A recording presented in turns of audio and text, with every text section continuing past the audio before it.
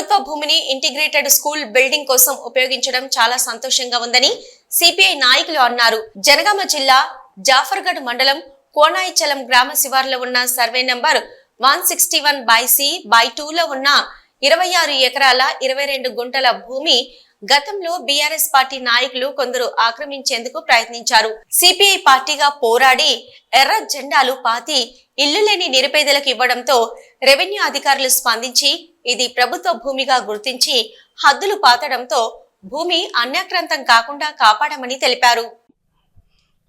భారత communist party CPI Zafargarh మండల సమితి ఆధ్వర్యంలో మరియు కాంగ్రెస్ సోదరుడు యువజన నాయకుడు దానియల్ గారు కూడా మాతోటి రావడం జరిగింది.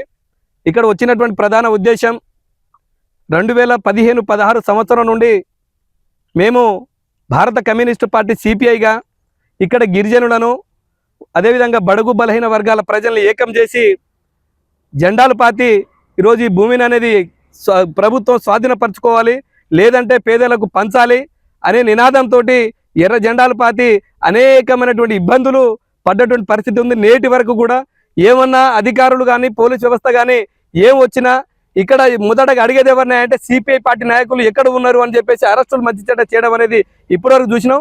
మేము డిమాండ్ చేసేది ఏంటంటే ఈ ప్రభుత్వం గత ప్రభుత్వ హయాంలో డిప్యూటీ సీఎంగా పనిచేసినటువంటి ఎమ్మెల్యేగా ఉన్నటువంటి తాటికొండ రాజయ్య గారి అనుచరులు దీన్ని ఆక్రమించి రియాల్టర్లకు అప్పగించిన ఈరోజు మేము దాన్ని బయటికి తీసి ఈరోజు సిపిఐ పార్టీ పక్షాన ఎర్ర జెండాలు పాతి ఈరోజు పేదలకన్నా ఇవ్వండి, లేకపోతే రెవెన్యూ అధికారులు రెవెన్యూ వ్యవస్థ కావచ్చు, లేకపోతే ప్రభుత్వ పరంగా ఏ సంస్థలు వచ్చినా కూడా మంజూరు చేసి ఇక్కడ నిర్మించండి అని చెప్పేసి సిపిఐ పార్టీగా పోరాటాలు చేసినాం.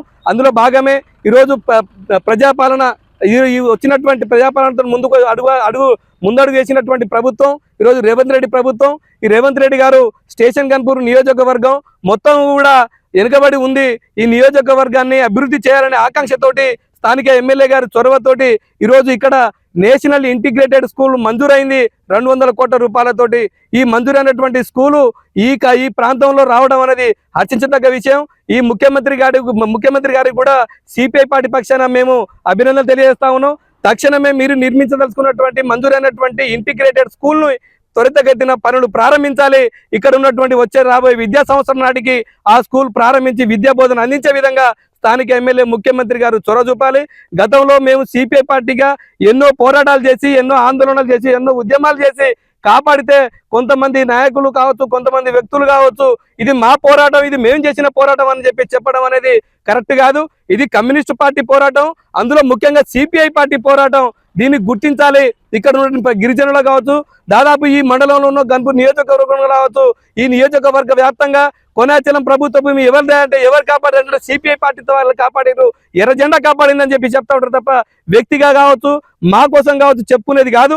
ఏమున్నా కూడా సిపిఐ పార్టీ పోరాట ఫలితంగా ఈ ప్రభుత్వ భూమి రియాల్టర్ల చేతికి పోకుండా ఆగిందంటే ఆ గొప్పతనం సిపిఐ పార్టీది.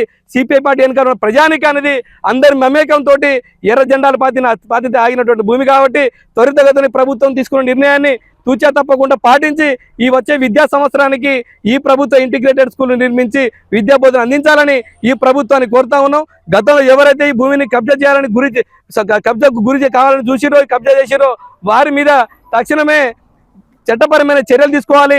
వాళ్ళను ఈరోజు కేసుల పాలు హైకోర్టులో ఇక్కడ పిటిషన్ అక్కడ పిటిషన్ ఇస్తామని చెప్పేసి అన్నారు. ఏది ఏమైనా కూడా ఈ రెవెన్యూ వ్యవస్థలో ఉన్నటువంటి ఫైళ్ళను కూడా తారుమారు చేసి ఈ ప్రభుత్వ భూమిని కబ్జా చేయాలని చూసిరు. వారి మీద క్రిమినల్ కేసులు పెట్టాలని చెప్పేసి సిపిఐ పార్టీగా కాంగ్రెస్ నాయకులు కూడా రావడం జరిగింది. వారందరి పక్షాన ఈ ధన్యవాదాలు తెలియజేస్తా ఉన్నాం.